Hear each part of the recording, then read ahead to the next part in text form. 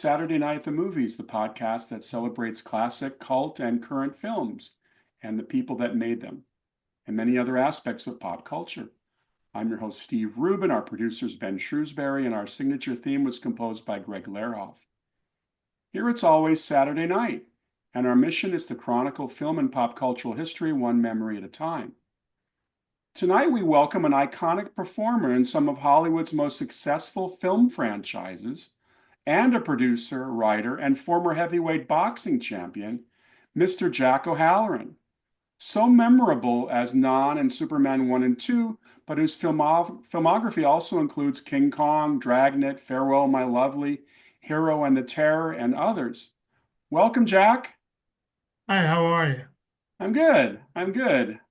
It's an honor to be in the podcasting room with you. I wanted to start out. I kind of asked this question of a lot of my guests. When you were a little kid, I know you're from Philly, right? Yeah, So when you were a little kid, what was your movie house? Do you remember where you used to see movies for the first time? yeah, Lennox Theater on Chester Avenue. And would you go with your parents or would you go by yourself or with friends? We used to do, I used to go with my mom, and then there was, on Saturdays, they had serials that played, you know, Right? Tarzan and different serial things that worked out. So kids used to get together and we'd go up on Saturday afternoon, and it's like an outing every Saturday. It would have a different version of different cereals. So it was Zorro and things like that. So it's pretty good. Any movies from that period that ring memory wise as being standouts for you, movies that really got you intrigued with the business at all early on? I uh I liked a lot of Robert Mitchum movies. I liked a lot of yeah, there were certain films that just struck your chord, that Sure. were that were well done. I'm a big Um, Bob Mitchum fan as well. And you ask the average street on a person on the street these days under 50, do you know who Robert Mitchum is? They look at you with who's that? he Uh, was he turned out to be a great mentor of mine. Oh, that's great. I would definitely want to talk about that in Farewell My Lovely. The movie that really got me interested in I used to watch Saturday Night at the Movies on NBC on Saturday nights, and they showed a World War II movie where he plays a destroyer captain. It's called The Enemy Below. Yeah. And I just love that movie. It was just one of my favorites from that period. Now, I'm showing by the way, we do a YouTube channel so people can actually watch us. And then, of course, we do the audio podcast. But I have a picture up from your boxing career.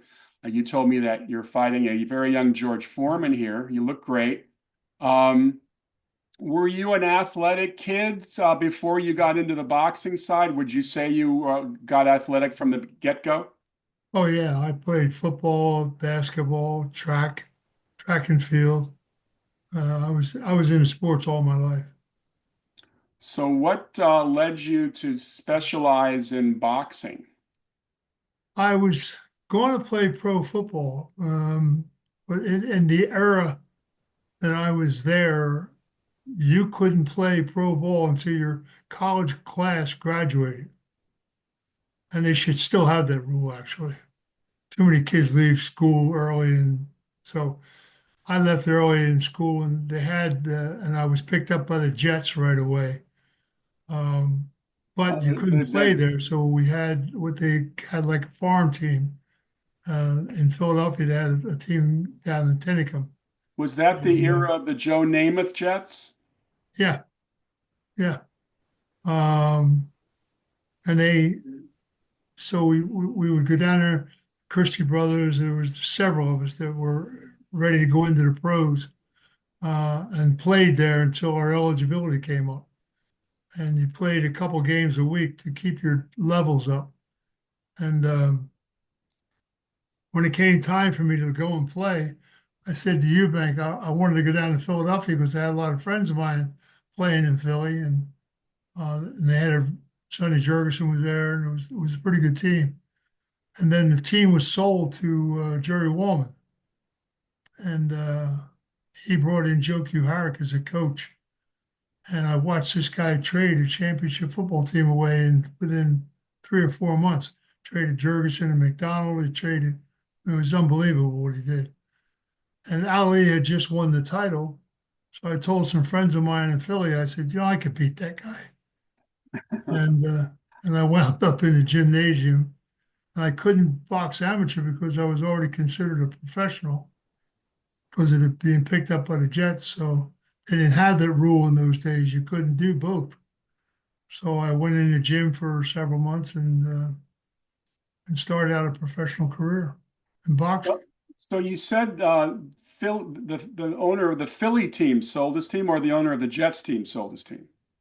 No, the owners of the Okay, Philadelphia so how team. come how come you didn't go to the Jets? How come you didn't just play for the Jets? I could have went back up there and played, but I don't know, the boxing thing intrigued me a bit. Uh, and the people that I knew, the people that ran that was involved in organized boxing, and they put together a group that syndicate that paid me every week and stuff. And while I started out and all, it worked out pretty well. Now you eventually grew to being 6'6". When you started boxing, were you that tall? Yeah. So you were a big guy. Oh yeah. I mean, when I played ball, I was 285 and I ran a 4.640. So that when I went into boxing, I came all the way down to 230. If you had stuck with football, would you have been a lineman? Defensive end. Defensive end, defensive end. So that was good because you would have been good because you're fast. Um, Boxing, you were a professional fighter for over 8 years. You had over 70 bouts. 9 years. 9 years. 9 years, 9 years.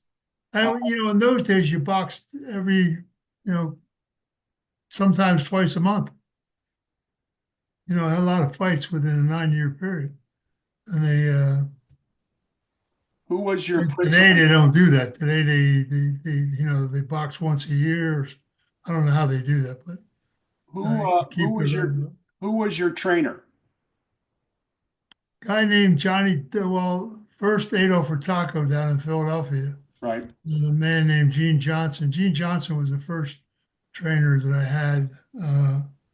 He was involved with my management, Sam Margolis, and he had 320 professional fights. He was a pretty smart guy involving boxing. He taught me a lot. And Adolf Taco, who trained Giordello and a few other people. And then I was up in Boston, and Johnny Dunn, John Dunn and Runo, Johnny Dunn took over training me up there, and he trained with Marciano and a lot of people up there. Um, and I Were went to you California. I was California heavyweight champion, and Juan Bustamante was a great trainer out there, and I worked with him. I would think that your height was a terrific advantage for your reach as a boxer.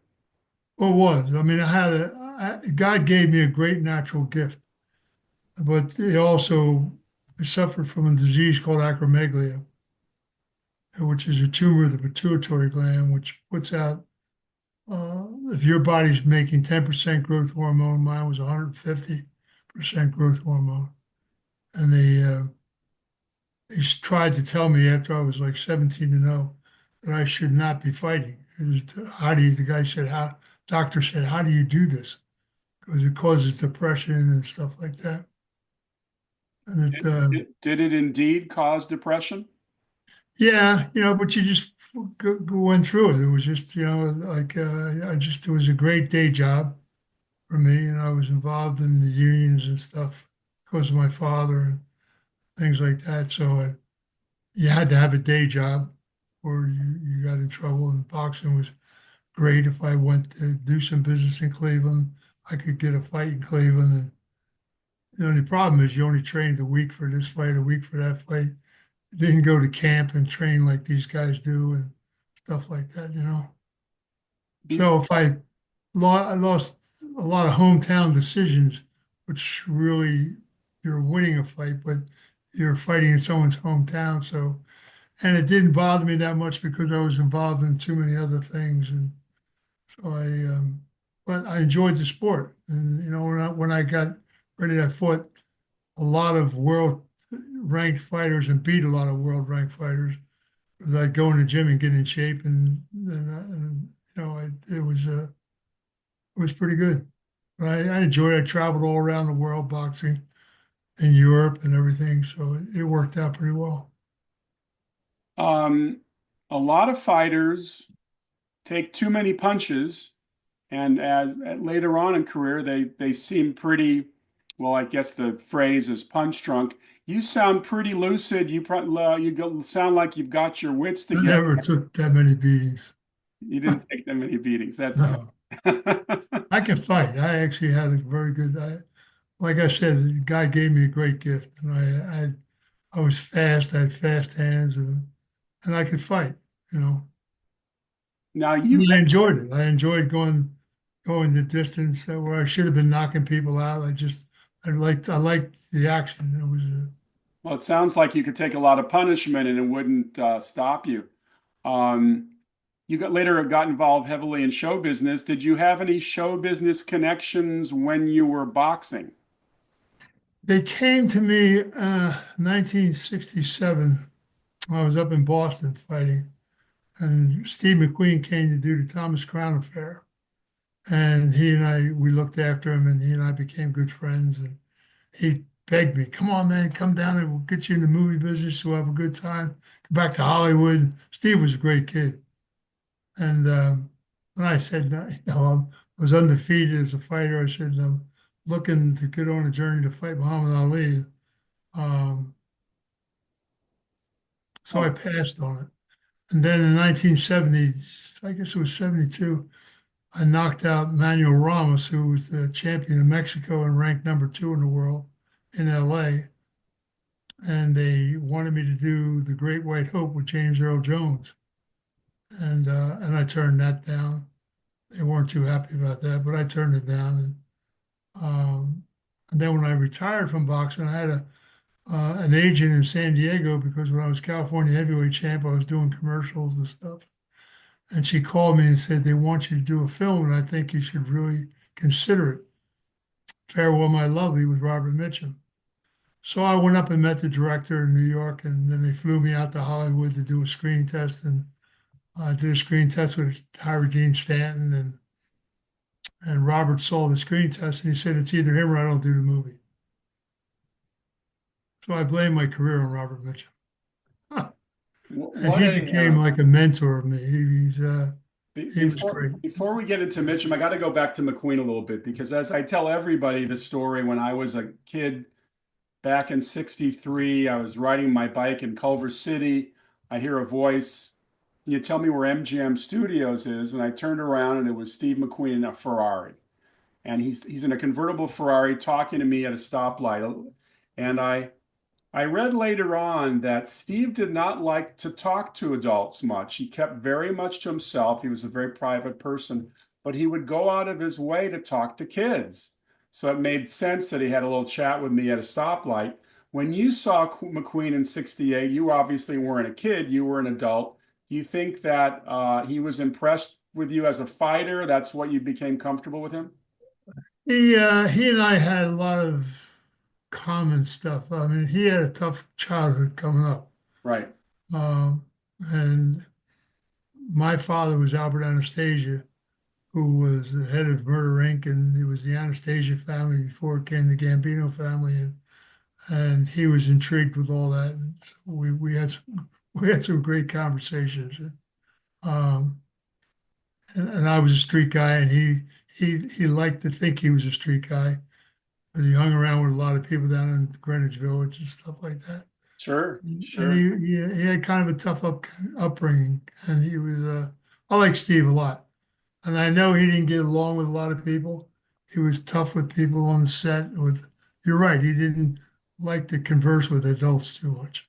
Never really much liked to talk about his business, but I would have to say one of the most impressive iconic actors of the 20th Oh, century. he was a fabulous actor. He was Fabulous actor, deserved a better fate.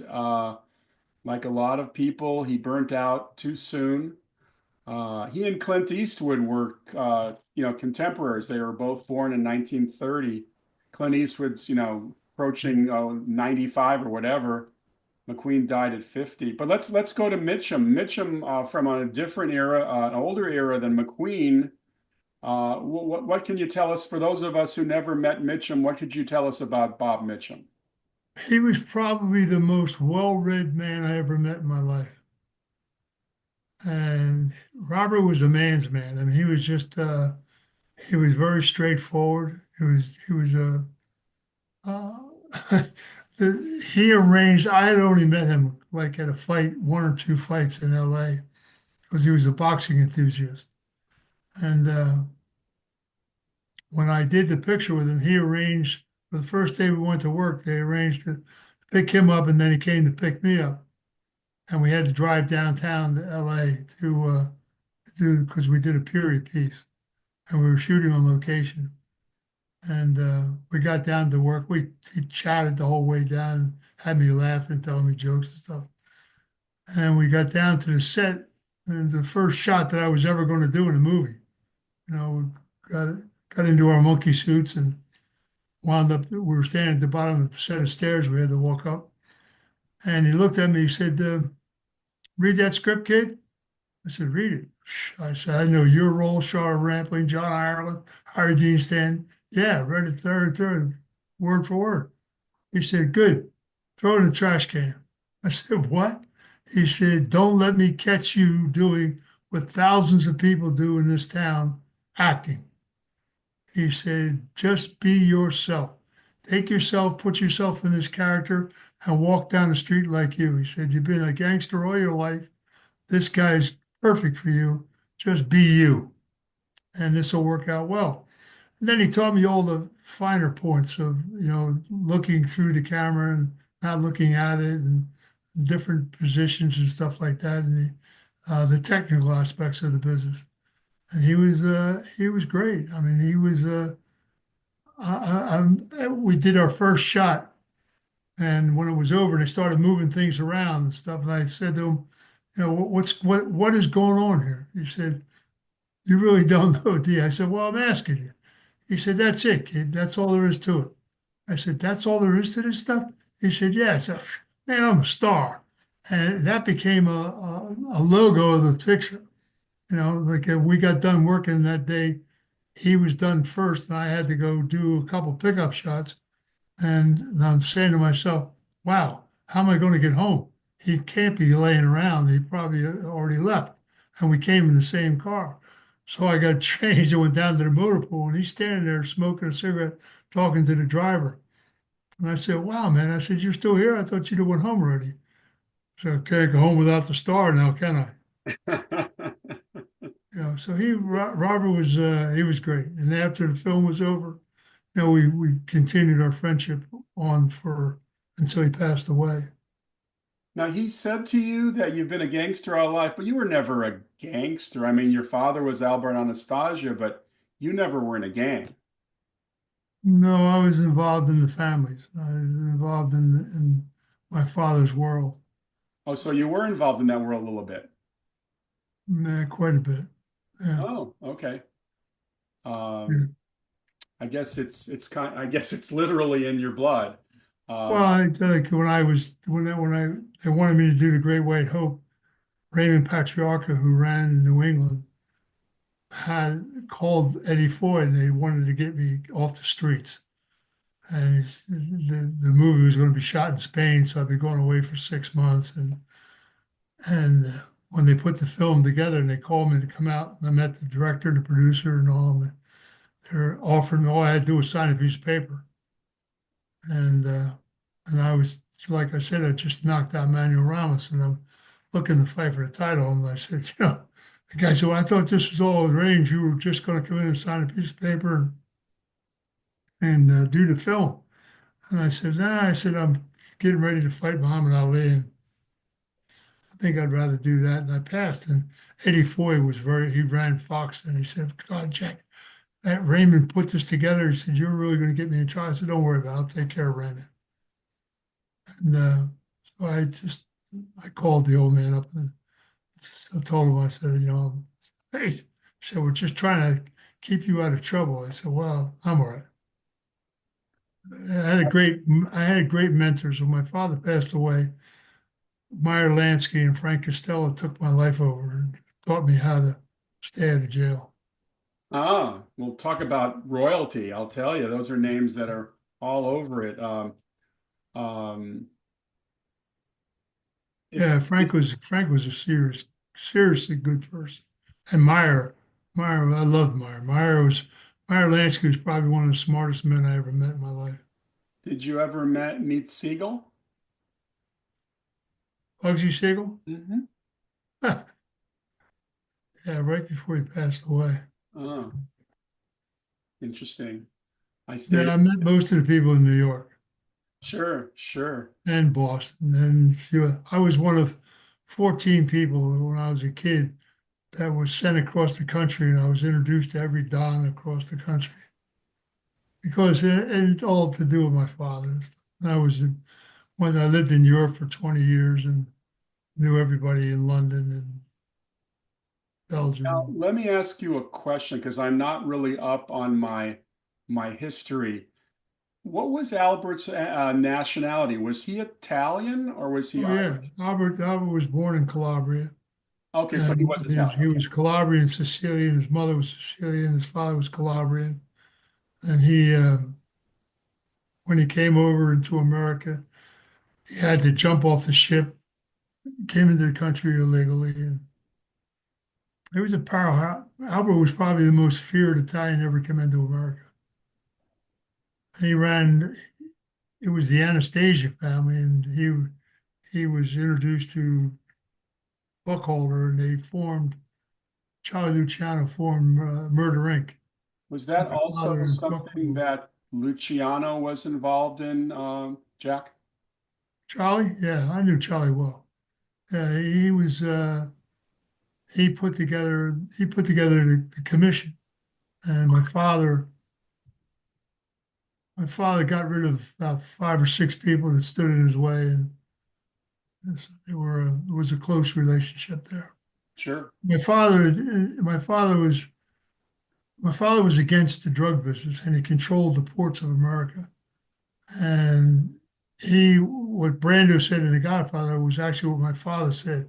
If we touch it, our children will touch it. It'll be the downfall of the families. And he refused to get into drug business. He said, "You're not doing that on my watch." And when they assassinated him, the Meyer sat down with me. He said, "It was the worst mistake we ever made because Albert was the glue that held them together. And Genovese wanted to be in the drug business, and that was the downfall of the families. I mean, it was a foolish thing for them to do. Because they had so many things under their control, they didn't have to go into the drug business. It was greed. Well, they didn't, and the government was in the drug business, so Right. and the government didn't want them in it. And and you're talking about in that era, New York, Philadelphia, different were safe cities. You didn't have drive-by shootings. You didn't have a lot of things that you wouldn't commit crimes in certain areas. You just wouldn't do it because the old Dons lived in their neighborhoods. Jack, if it's not too delicate a question, did you ever serve time? No, no, one weekend, When- one weekend, and that they knew that was a mistake. So there was a All right. Well, most of us who have followed your career over the years know you, of course, from the Superman movies. I know you're a big fan of Richard Donner. I want to talk about him. So tell me the journey that began to get you involved in Superman. How did it start? well, Farewell, My Lovely was a very, very good film. And in fact, that was probably the first mistake I made in the film industry. Mitchum was very close to Johnny Carson. And I met Johnny Carson at the Polo Lounge. Mitchum set up a lunch meeting with him, and he wanted me to do his show. And at that era, they weren't taped, they were live shows. And I sat there and we had a great chat. And I said, "Your show's live." He said, "Yeah." I said, "I don't think I could do it." He said, "Well, what are you talking about?" I said, "Well, you're going to ask me about my father, and I'm going to ask you where the men's room at." He said, "You'd get up and leave?" I said, "Yeah, because I don't talk about my father or that world. Um, it's not an appropriate thing for me." He said, "Oh, no, well, we'll put together questions for you that we're going to ask you and stuff like that." And I said, "John, in all due respect," I said, "you're the number one reporter in Hollywood. You have Albert Anastasia's son on your set, and you're not going to ask me about my father? Please." And so we parted in good terms. And Mitchum called me up. He said, "Are you crazy?" He said, "This is Hollywood, Jack. They love that kind of stuff. What's the matter with you?" I said, "Yeah, you with your big mouth, telling everybody everything about me and all this stuff." I said, and it was foolish. I should have went and done the show, and there was nothing I could have that would have been asking me. My father was who he was, and I learned to live with that, and but I never spoke about it. I was involved very much in the family, so we didn't talk about things. There was it was a code that you live by. I mean, I have friends of mine that have done 30, 35 years in jail because they wouldn't open their mouth. Today they they're chat like they're on a podcast. They they just keep on opening. There's no honor anymore like there used to be. So, what brought you to the attention of Ilya Salkin and the Superman team? Well, Farewell My Lovely was such a great picture. Then they come up through King Kong right after that, and then I did a picture of March or Die, and I was down in Spain with Gene Hackman and Captain Deneuve and Cubby Broccoli, and then flew into L.A. and I met them at my agents. They wanted me to do the Bond movies really badly, They and wanted you to play Jaws. yeah, and they flew over purposely to try to talk me into doing it. And I said, I'm already doing a picture with Hackman, and they said, well, we'll work. We can work the schedule. We'll work it around. We really want you to do this film. I think you'd be great in it. Um, and then they proposed Superman. So Superman was a much better avenue to go. I think he would have been a very good Jaws, but Keel did a nice job and I certainly, turned down 5 pictures. Richard did them all, and that made his career. sure, So, well, you helped I his mean, career definitely. But the part of Non was certainly a good role for you. In researching having you come on my show, I always assumed that since every actor in these movies is always British, I assumed you were British, but obviously you're not. You're British. Was it your decision to wear a beard? I talked to Donner about it. We were, they, I was doing the picture with Hackman when they got in touch with us, and we went up to meet Donner in London, and he suggested the character to me. And I read the script, and he said, "How do you feel about playing?" Because the character Non, was actually a brilliant scientist, and they lobotomized him for hanging out with Zod. And he said, "How do you feel about playing a mute guy?" And I embraced that. I said, and I liked the script and the reason. He said, "Well, why do you mean you embraced?" I said, "Well, Jackie Gleason was a good friend of mine, and he did a picture called Gigo and won an Oscar playing a deaf, dumb mute." I said, "So if I ever got a chance to play something where I just use facial expressions and body language, I would embrace doing it." And this character is perfect because Zod is a vicious general. Sara was a man eater. And somebody had to relate to the kids because it's a children's movie. So I said, I'm going to take this big brutish guy and play him like a child, learning how to work his eyes and learn how to do things with a childlike mannerism. And they said, "Wow, what a great idea!" And it worked out very well. And Donner was a brilliant director. I'm going to pull up a picture of our YouTube folks for a second because I'm a big fan of Donner's. What made him stand out for your money? Dick shot great ratio, 7-1, 8-1. Uh, he was prepared for what he was doing. He and Mankiewicz worked together very well, and he had the great perception of what he wanted and knew how to get it out of you. And he was just all around as a director. He was couldn't get any better.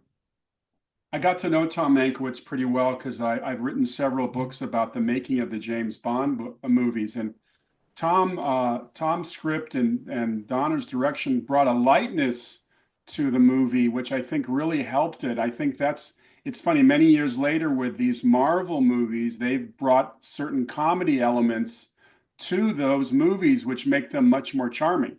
Well, they did the comic book for Superman way after Dick left, and it was a foolish thing for the Salkinds to get rid of him, but they didn't want to pay him, and they brought in Lester, and that was like night and day. I mean, Richard Lester is a nice guy, but he's no Richard Donner.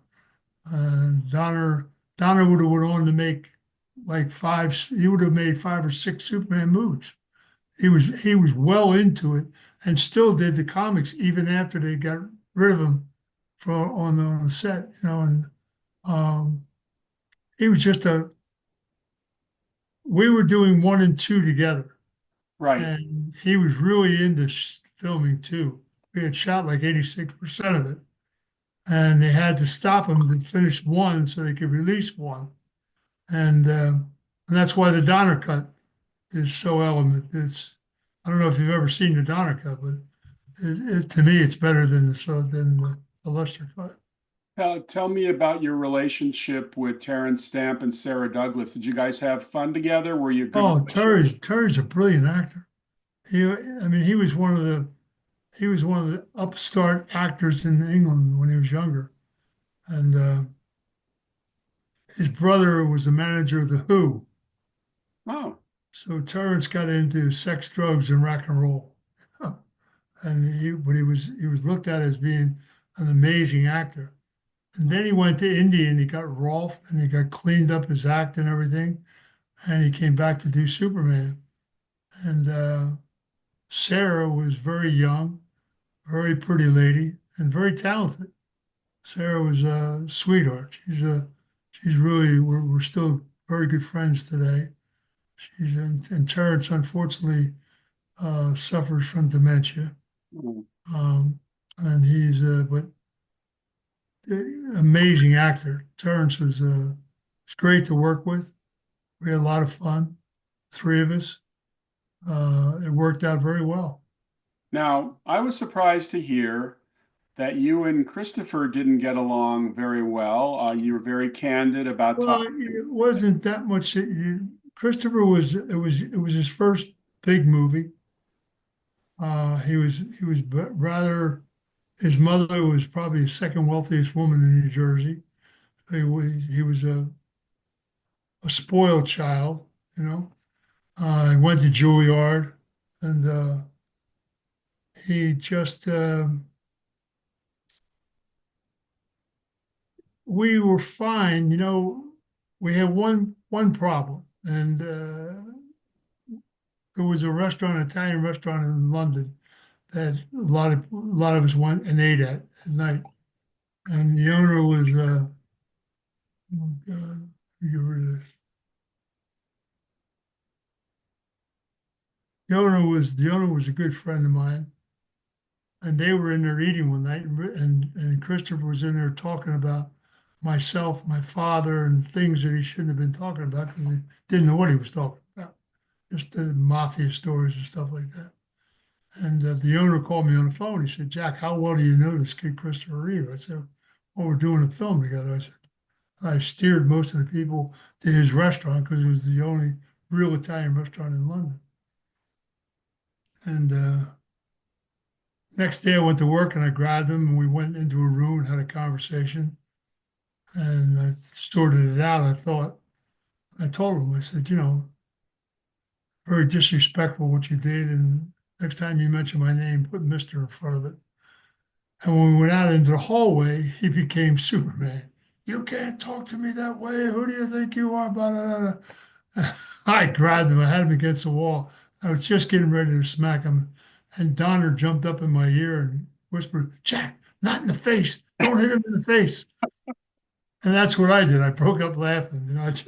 So I dropped him on the floor. I said, you know what, kid, you just got the greatest pass in your life. And, you can't not be friends when you work together for 3 years. Everybody gets to know each other, and you just had to understand him. He was he didn't become a nice person until he got hurt. When he got hurt, he became a good person. After that, he used to, when he did personal appearance, he would leave people waiting for him and hanging out, and he was always late for things, and he was not well liked by a lot of people. But that changed when he got hurt. He became a much more humbler individual, and he wasn't a bad kid. He was just, he wasn't used to being around people. Well, when you are thrust into that kind of role, I mean, it's like James Bond. I mean, all of a sudden you are going to be playing Superman. I can do amazing things to your ego. Yeah, but he should have. I'll tell you something. When they were wanting to get rid of Donner, he should have stood up and said, "No Donner, no me." Because if it wasn't for Richard Donner, he would never have been what he was.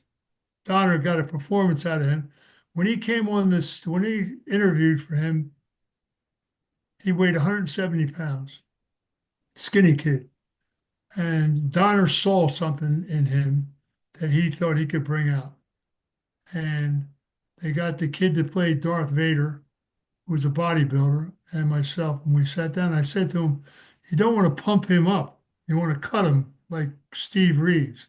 You want to make him define his body because he's got an ego and he's not going to wear anything under that suit. So cut his body so that the suit fits him well. And that's what they did. And it turned out really well. I mean, you'll never get another Superman to play Clark Kent Superman as well as Christopher did. And that was Richard Donner. Richard Donner did that because Superman 3 wasn't as good. Superman 4 was worse.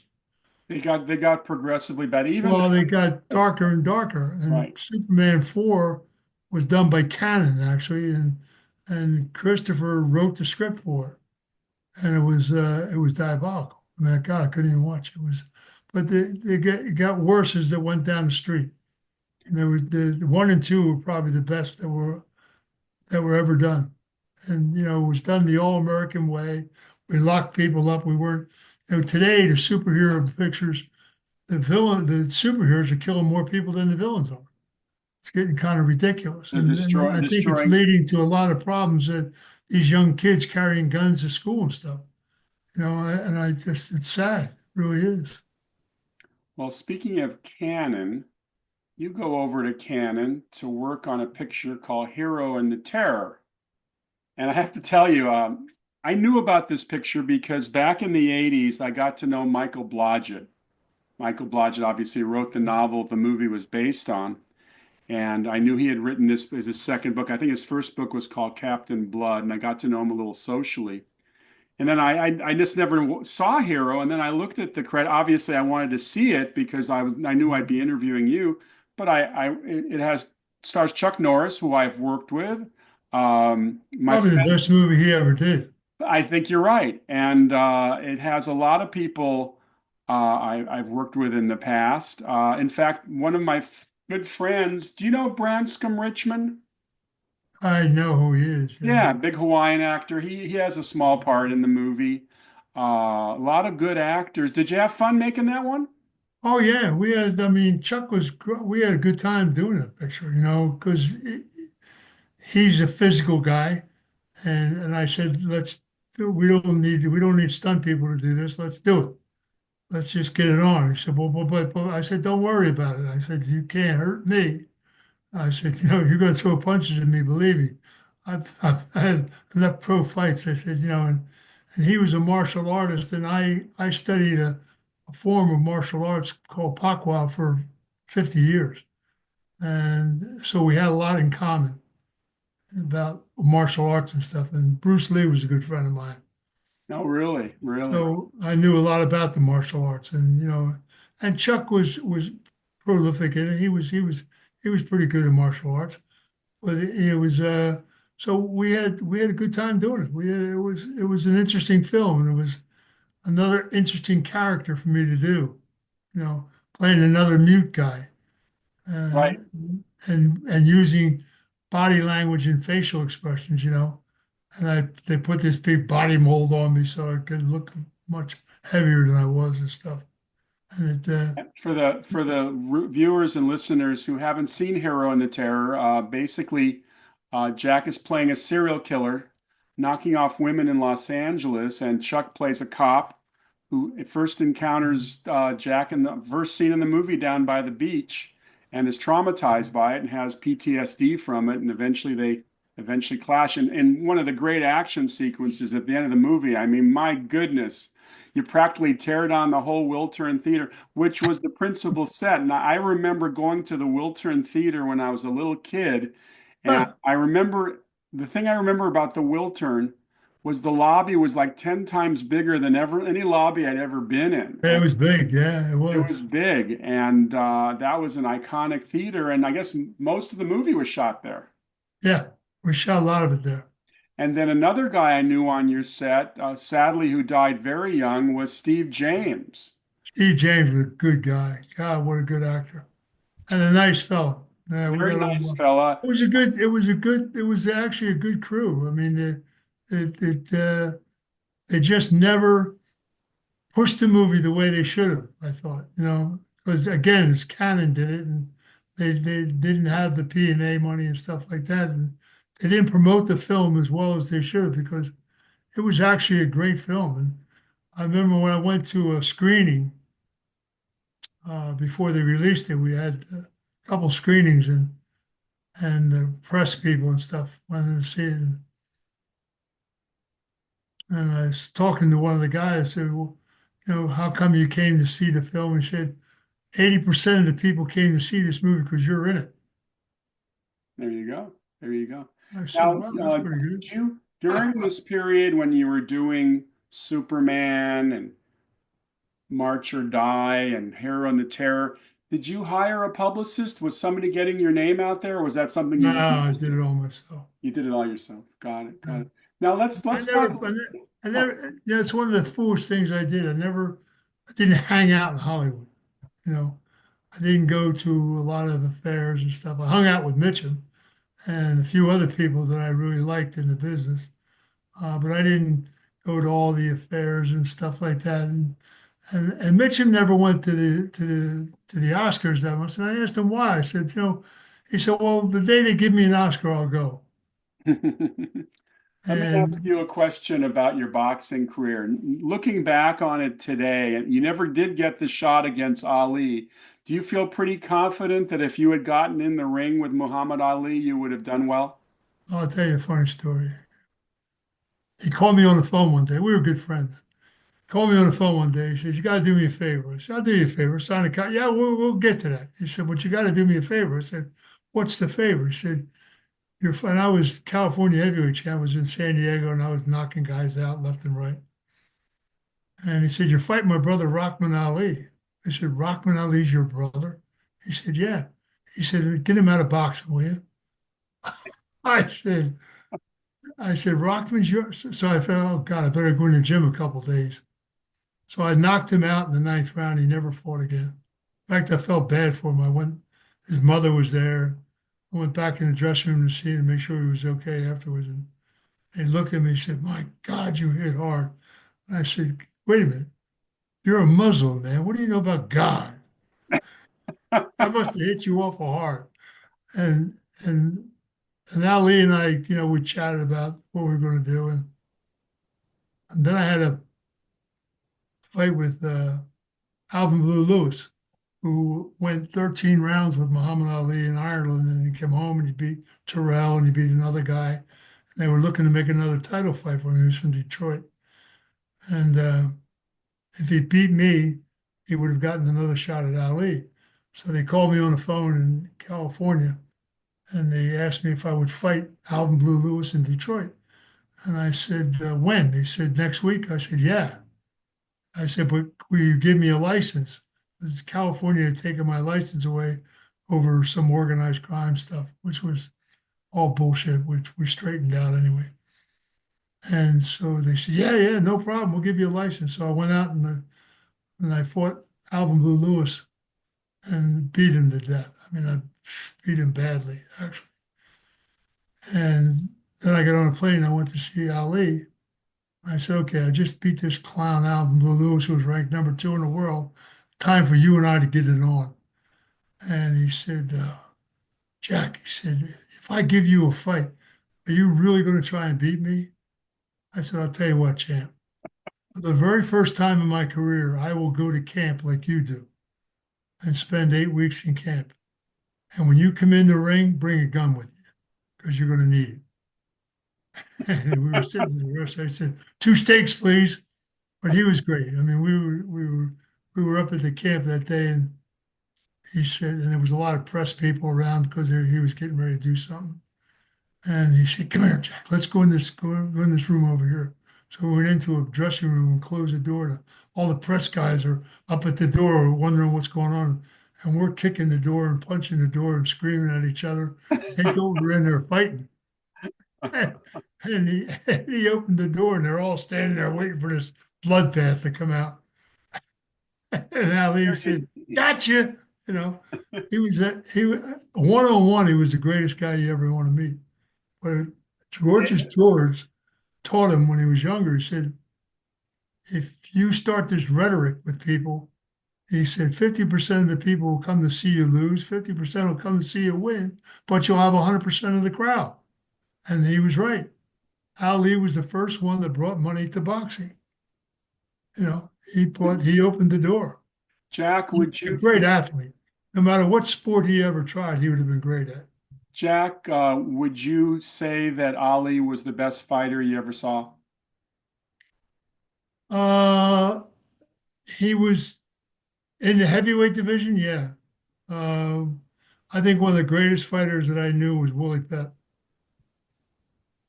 Willie Pep was an amazing fighter. I mean, he had like 250 fights. Willie was he was just a great fighter. But Ali was a great fighter, and as a heavyweight, no one had.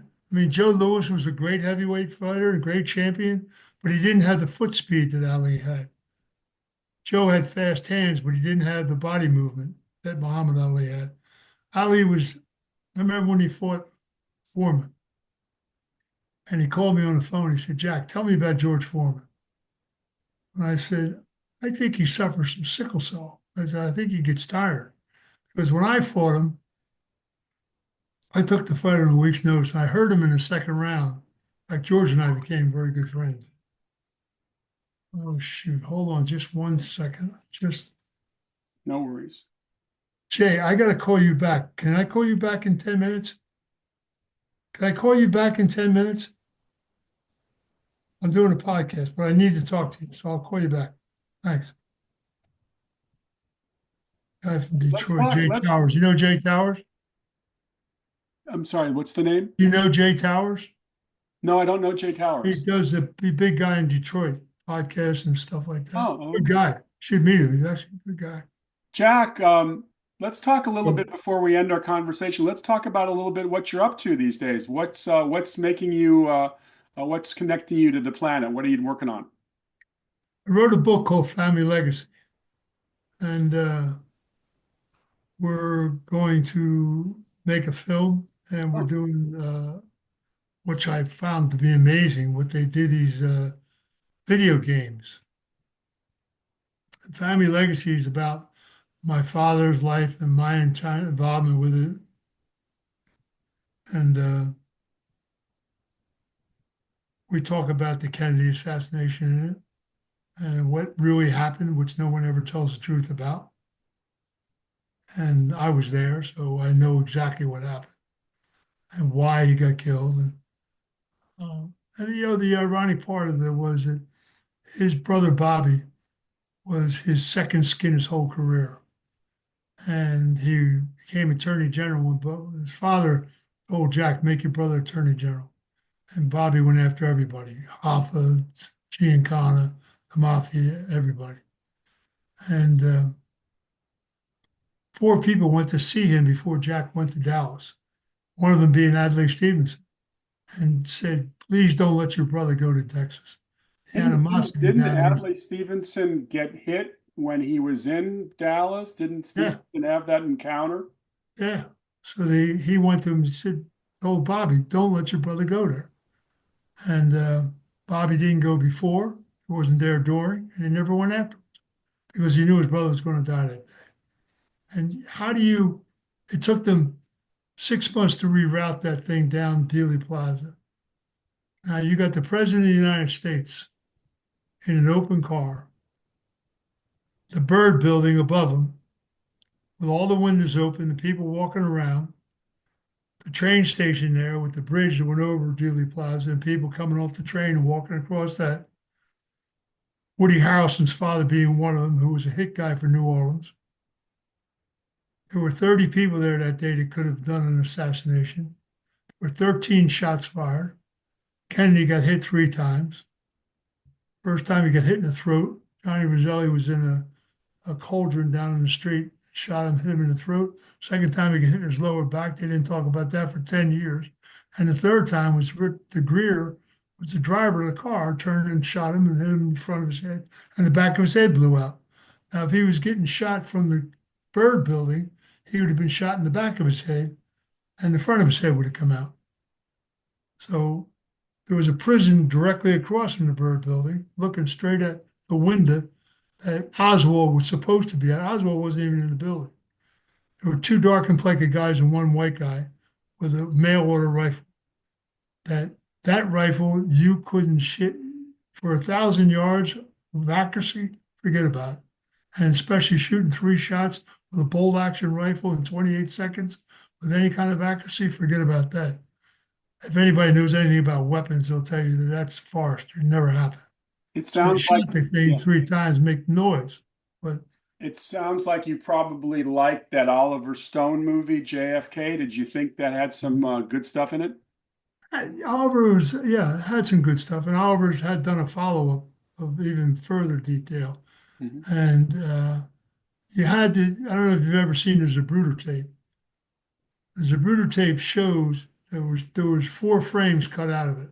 I have the original, but it shows the driver turn and take the last shot. It Well, now, wait, shows wait, that wait, wait, wait a second, wait a second. You're saying that the driver of the Kennedy limousine turned around and shot Kennedy? oh yeah, took the last shot that hit him, that blew the back of his head up. It hit him in the forehead. Wouldn't that be in the Zapruder film, or is that the It mis- was in the Zapruder film. They cut the 4 frames out, but people had the original Zapruder film. And then, if about 10 years later, the FBI knew that the original existed and had a copy of it, and they figured, well, they put it out like it was the FBI putting it out, and it shows the driver, and they slowed it down and showed him taking and turning, and the poofs coming out of the gun and everything. would did the FBI invest? Did they arrest that guy? Was he didn't get away scot-free, did he?